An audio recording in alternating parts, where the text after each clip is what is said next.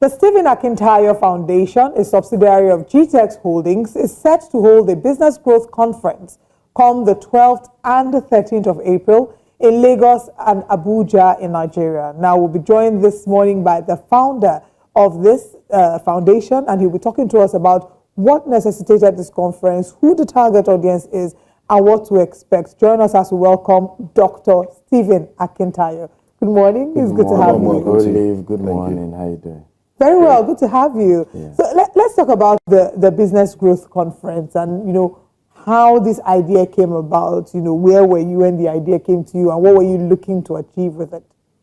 Well, good question. One of the major for me was my trajectory in growing our business had been a real organic one, and it's been tough. And we know how we started our company with just 1,000 naira 17 years ago. Yes, and we're on 4 continents of the world today. But it was all organic. I was bootstrapping. In fact, until we moved to US, it was all bootstrapped all through, right? So it's as you sell, you spend, you don't have that external funding coming in to help grow the business. And so when I look at it, at some point I'm saying we need to be grateful for where we are. We're not where we want to be, but we're not where we used to be. And interviewing and mentoring younger entrepreneurs, I realized that some things that are now normal to our organization are things they are still struggling with. And I strongly believe that Nigeria will change with entrepreneurs, increasing number of entrepreneurs who can scale. If we can boast of 1 million companies that do over 1 billion naira in turnover, you will see how many people will be employed. You see how the unemployment rate will go down. But the challenge is an average business. I mean, a lot of us are doing business. We're having more young people trying to do business, but these are business less than 5 million annual income, 10 million naira annual income. And they're basic, simple things that if we begin to work with them on, we just help them move to the next level. Now, Dr. Akintayo, who are those you're targeting for this conference? The participants you're expecting, and are they tailored towards a specific industry? Yeah, basically we're looking at small, it's no specific industry, but small business owners who have grown the business to a level and are frustrated and just say, I want to move to at least, let's begin to do 1 billion naira in turnover to be less scale. And then maybe we also want to think of moving internationally. A lot of people were surprised when we moved to Dubai, US, UK. Now we're opening our office next month in April, in Doha as well in April, in Qatar. So how do you do these things? How do you really scale? I argue that there's so much mentorship around the 2 major sectors we complain is doing well, politics and churches, right? But what you see at that level is strong mentorship. You can call it godfatherism, you can call it my father in the Lord, but there's strong mentorship. Everybody has somebody they are looking up to. The level of hierarchy. Yes, but you don't find that in business. And yes, partly we can blame some of us who are a bit more fortunate that were not intentional, but for me personally, it was a decision to say, because growing up, I told God, if you really help my business scale, I'm going to pull as many people as I can. Well, I mean, it's very interesting going back to you sharing the journey of your business and how you started from 1,000 naira and you scaled to the point that you're even setting up in Doha next month. What would you say are some of the core principles that you're looking to explore in the course of teaching other small business owners how they can scale their business? And is it really possible? I think the first is consistency. Our generation, it's a microwave generation, Instagram, AI, everything is fast. But anything that will last will take time. Things takes time. 17 years for us is not child's play. If a 17-year-old walk here, it's almost an adult. Pre-adult. Exactly. Right? So things takes time, and you need to be consistent. Today you're doing, manufacturing. Tomorrow is agriculture. Next tomorrow you say that one is not working. We're moving to this. Instead of saying, how do we change the methodology? What are some of the strategies? Who has gone ahead of me that I can learn from? Of course, mentorship is also not free. We need to also balance those arguments, because sometimes people just expect like you owe them. But nothing is free. The time isn't there for most successful entrepreneurs, and there's a cost to many things. You may not see the cost, but there's a cost. And so I think it's both parties that need to begin to adjust. I must be willing to either serve to be mentored or pay to be mentored. In America, no matter how rich you are, you have a mentorship program, and you charge people for it. This March, I'm going for one of my real estate mentors, Grant Cardone, control over $8 billion worth of real estate asset. I learned a lot of what we're doing in the US from him. I'm going for his conference this March, and I'm paying $25,000 for 3 days to sit under him and learn. And this is a guy who is multi-billionaire in dollars. Now in Nigeria, you charge that, people are saying, with all the blessing of God on his life, he doesn't want to give it freely. He doesn't want to give it freely. And so we are not encouraging people to say, well, maybe it's worth my time to charge a token and spend that time. Now they're saying, no, I'd rather put in my business, because I know 1 hour in my business again, I can make millions of dollars. And some people would even argue that, what you get for free, sometimes you don't value. Exactly. If you pay attention. Right. Okay, I think the second part of my question was, is it really possible? And I asked that because in the current administration, there are people who would argue that businesses have struggled to find their bearing in the past 2 years. Absolutely. So is it really possible for someone to have the kind of story that you had, from 1,000 to multinational, having companies in different nations? Yeah, it is possible. Absolutely possible. I always say that we entrepreneurs, really, the DNA of a real ideal entrepreneur is that you eat challenges as breakfast. You have to figure a way out. If that is not really your forte, maybe you want to look for a job, right? Because the real concept of entrepreneurship is there is no light in Nigeria. You know what? I'm going to start a solar business. The real concept of entrepreneurship, there's no train in Nigeria.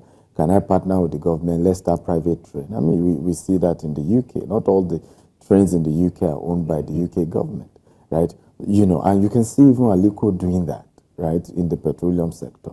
There's a challenge in the petroleum sector. We'll take it on.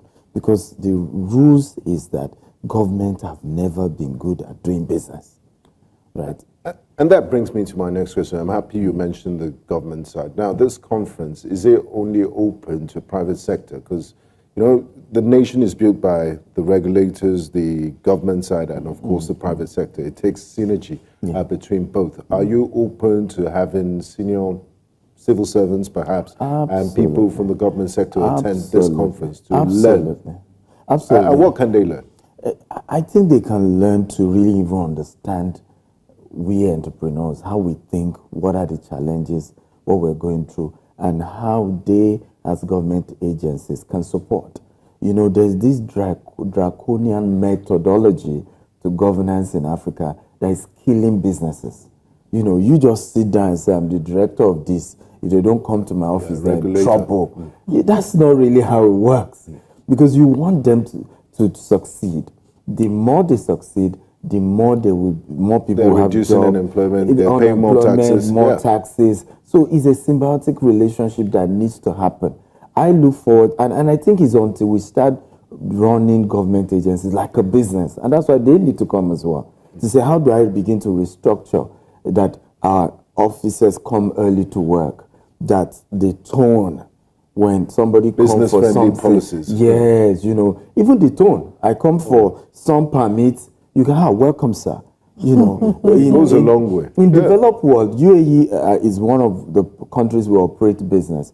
If I go to any government agency, they have a rating system, and I must rate them whether they did well or not. So if you misbehave and you don't treat me like I've come to a bank, I just rate you low, and the government check it and even reward the agency that has the highest level of rating. We would really need a lot of that here. Yes, we do. We really do. Absolutely. And so, but it begins with them also seeing what they're doing as a business and coming for business meetings and begin to really, really genuinely restructure. So you've mentioned a few things that I will consider some of the mistakes that some entrepreneurs make. Not prioritizing their business and seeing it as something that would involve them putting their best foot forward, Yeah. also not paying for mentorship. What are some of the other key mistakes that you say some entrepreneurs make? Oh, another mistake you mentioned earlier was, not being consistent, dabbling from one yes. idea to Yeah, another. What would yeah. you say are some of the other key mistakes that entrepreneurs make? I think it's also not understanding either the place of raising capital early. I also had that problem, right? I just kept bootstrapping and didn't even understand that I needed to raise money, right? I think this is the first time we're raising $200 million for our operations in the US. So that didn't come early. In developed world, you're starting a business, you're thinking how to raise money. But the other flip side, even if you bootstrap, is to really master the art of marketing. You see people say they're entrepreneurs and then they say, I'm shy. Yes, I know you are shy, but somebody has to do the talking. I mean, look at you here doing the talking for your business. If somebody has to, even if you're so shy, then get a marketing manager who has to be there, has to go out, has to talk to people. Social media is not a joke anymore. I have millions of followers on social media. And sometimes people say, why do you take social media serious? I said, that's the only way people like us could scale. If you're not from a rich home, you're growing your business organically, you have to leverage. And once you really leverage social media, you can immediately go global.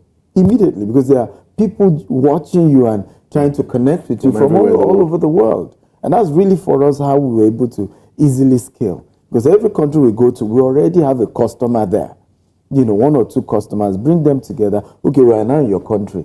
Let's grow this thing. Right. Can you give us an insight into how this conference will be structured? Is it lecture style? What should participants expect? Beautiful. So day one is going to be physical. On the 12th, Saturday, Ladiko Ali Hall, Continental Hotel, physical, everybody's there. And then for the VIP, we have an evening dinner where we then do a mastermind. All the speakers are there. You're asking them questions. We're reviewing for those who will go for the VIP. The second day is virtual, and I'm bringing a lot of my international friends, Brian Tracy, Dan Locke, Les Brown, for the second day. And that's 13th in Abuja. While for Lagos is 19th, is physical at Eco Hotel. And then on 20th is virtual. So that's the model, yeah. All right, sounds really interesting. And for people who are maybe looking to explore entrepreneurship, I know you said it's targeted at those who have built to a certain level. There are many people who are starting to think, you know what, maybe I would like to try it out. And the argument about whether entrepreneurs are born or are made has been a long and age-old argument. But is it also something that budding entrepreneurs should consider? Yes, absolutely. They should, because believe it or not, I learned about marriage at the age of 14. I had a proprietor who will sit us down and start telling us marriage. And I remember him saying, you will think you don't need this now, but the day when you will need it, you won't have people like me. And that's exactly what happened. By the time I was getting married, there was really no solid people who could give me advice as to how in fact, the headache and the whole structure, that's the story. Those who know me know the story. But it was that reservoir of what I had gotten when I was younger, that, okay, this is how you treat your wife. This is what you say. This is how you calm down when things are not the way you want and all that. So as an entrepreneur, never feel that some knowledge, I don't need it now. No, the day you need it, your mind will not even be there to say, I need to go and get some advice. Those things is about being prepared ahead of time. Right. Yeah, and as to the question of are entrepreneurs born, will anybody trust themselves with a born doctor or a born pilot? That's a valid one. Right? Yeah. So there's no born entrepreneur. We have to, and the learning is not a destination, it's a journey.